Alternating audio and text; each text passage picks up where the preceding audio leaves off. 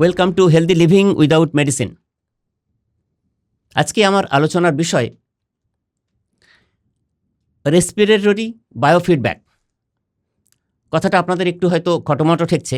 তো এটা একটা ব্রিদিং এক্সারসাইজ। এই রেসপিরেটরি বায়োফিডব্যাক কিভাবে উচ্চ রক্তচাপ নিয়ন্ত্রণ করে। আমরা যদি এটা ঠিকভাবে শিখে প্র্যাকটিস করতে পারি তাহলে কিন্তু এই একটা ফর্মুলাতেই বাজিমাত করা সম্ভব উচ্চ রক্তচাপ নিয়ন্ত্রণে। এই যে রেসপিরেটরি বায়োফিডব্যাক কথাটা বলছি, রেসপিরেটরি মানে শ্বাসতন্ত্র শ্বসনতন্ত্র সংক্রান্ত। তো আসলে এটা কিছু না, খুব সহজ একটা মেকানিজম। সেটা হচ্ছে এক ধরনের গাইডেড ডিপ ব্রিদিং এক্সারসাইজ। এটার মাধ্যমে কি হয় না, এই যে আমরা বলছিলাম যে হাই ব্লাড প্রেশার নিয়ন্ত্রণে কিন্তু ওবিসিটির ভূমিকা আছে। হাই ব্লাড প্রেশার বাড়িয়ে দেয় ওবিসিটি। তাহলে এক্সারসাইজ করার কথা বলছিলাম, এটাও এক ধরনের নির্দিষ্ট গাইডেড এক্সারসাইজ। সেটা একটা বায়োফিডব্যাক মেকানিজমের মাধ্যমে। সেখানে যখন এই প্র্যাকটিসটা গাইডেডভাবে করা হবে নির্দিষ্ট সময় ধরে, তখন কি হয় না, এই যে ভেসোডাইলিটেশন ভেসো কনস্ট্রিকশনের কথা, মানে রক্ত সংবহন নালী সরু হয়ে গেলে সেখানে যে প্রেশার বেড়ে যায়, যার কারণে হাই ব্লাড প্রেশার তৈরি হয়, সেটাকে সে কমিয়ে দিতে পারে। আমাদের স্ট্রেস হরমোনগুলোকে নিয়ন্ত্রণ করতে পারে, করে খুব তাড়াতাড়ি। এই মেকানিজমটা কোনো ইনভেসিভ মেথড নয়, কোনো ফার্মাকোলজি মেডিকেশনও নয়। ফলে এটা সহজেই প্রত্যেকে শিখে নিয়ে আমরা যদি প্র্যাকটিস করি, এবং আমি আলোচনার শেষ পর্যায়ে আমি পদ্ধতিটা দেখাবো, সেটা আপনারা সহজেই বুঝতে পারবেন। তো আরও একটু বলতে চাই যে যদি অক্সিডেটিভ স্ট্রেস আমাদের নিয়ন্ত্রণে থাকে তাহলে কিন্তু আমাদের হাইপারটেনশনও নিয়ন্ত্রণে থাকবে। তো এই রেসপিরেটরি বায়োফিডব্যাক এই কাজটা করতে পারে। কিভাবে করে সেটা আমি আলোচনা করব। এই মেকানিজমটা আমাদের প্যারাসিম্প্যাথেটিক নার্ভাস সিস্টেমকে স্টিমুলেট করে। হার্ট রেট ভ্যারিয়েবিলিটি বলে একটা জিনিস আছে, HRV। এই HRV মডিউলেশন কোনো মানুষের শরীরে যত ভালো, তার স্বাস্থ্য ততটা ভালো। তো এই হার্ট রেট ভ্যারিয়েবিলিটি এটাকেও কিন্তু রেগুলেট করে দিতে পারে, মডিউলেট করে দিতে পারে এই রেসপিরেটরি বায়োফিডব্যাক। এছাড়া এই মেকানিজমটি বেরো রিফ্লেক্স সেন্সিটিভিটি এনহ্যান্স করতে পারে, বাড়িয়ে দিতে পারে, যার মাধ্যমে আমাদের অক্সিডেটিভ স্ট্রেস কমে যায় এবং ভেসোডাইলিটেশনও খুব সুন্দরভাবে নিয়ন্ত্রণে থাকে। এবং সেই প্রক্রিয়ায় এটা আমাদের হার্ট রেটকেও নিয়ন্ত্রণে রাখে এবং অন্যান্য ধরনের কার্ডিওভাস্কুলার ডিজিজ, হার্টের ভালভের যে সমস্যা, সেগুলোও কিন্তু আটকাতে পারে। এবার আমি এই রেসপিরেটরি বায়োফিডব্যাক এই পদ্ধতিটা কিভাবে আপনি প্র্যাকটিস করবেন সেটা আমি জাস্ট খুব সংক্ষেপে বোঝানোর চেষ্টা করি। প্রথমে আপনি এমন একটা পরিবেশ বেছে নিন বাড়িতে, যেখানে খুব শান্ত পরিবেশ, মানে আপনার মন ডিস্ট্র্যাকশন হবে না, মন বিক্ষিপ্ত হবে না। বুঝতেই পারছেন যে কোনো ব্রিদিং এক্সারসাইজ করার সময় শান্ত পরিবেশ কিন্তু খুব জরুরি। তো সেরকম একটা ঘরের মধ্যে আপনি বসুন, চেয়ারে টান টান হয়ে মেরুদণ্ড সোজা রেখে বসুন, পা মাটিতে রাখুন এবং হাত দুটো আপনার থাইয়ের উপরে রাখুন। খুব ডিপ ব্রিথ নিন, আবার deep breath in, deep breath out. এটা 2-3 বার প্র্যাকটিস করুন।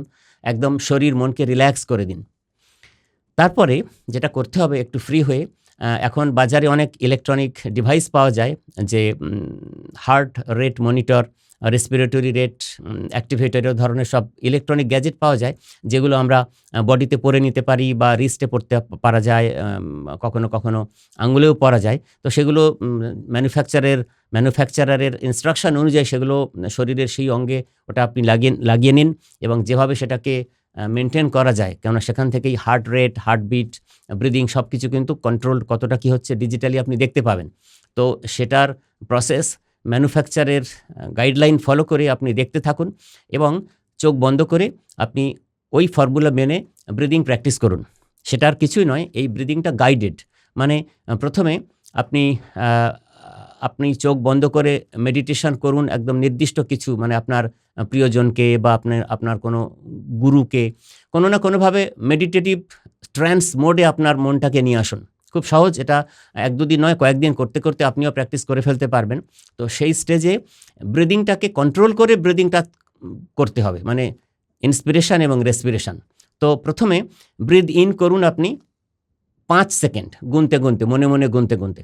তারপরে হোল্ড অন, তারপরে আবার ব্রিদ আউট 5 সেকেন্ড গুনতে গুনতে।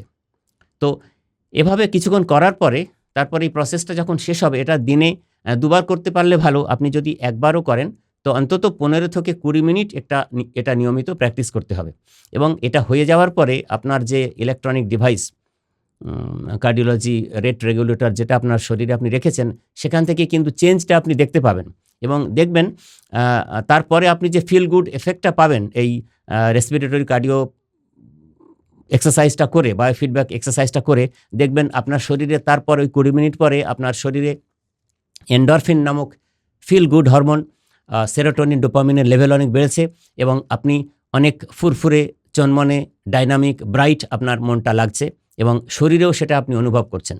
তো এই এক্সারসাইজ রিল্যাক্সেশন এক্সারসাইজ, এই এক্সারসাইজ হাই ব্লাড প্রেশার নিয়ন্ত্রণের এক্সারসাইজ, এই এক্সারসাইজ মেডিটেশন করারও এক্সারসাইজ। তো ব্রিদিং এক্সারসাইজ তো আপনারা জানেন যে অনেক ধরনের কাজে লাগে। তো একদম স্পেসিফিকভাবে গাইডেড এই রেসপিরেটরি বায়োফিডব্যাক উচ্চ রক্তচাপ নিয়ন্ত্রণে খুব সুন্দরভাবে কাজে আসে। তো এই ছিল আজকের আলোচনা। যারা উচ্চ রক্তচাপে ভুগছেন তারা এটা যদি প্র্যাকটিস করেন তাহলে আশা করছি আপনারা উপকৃত হবেন।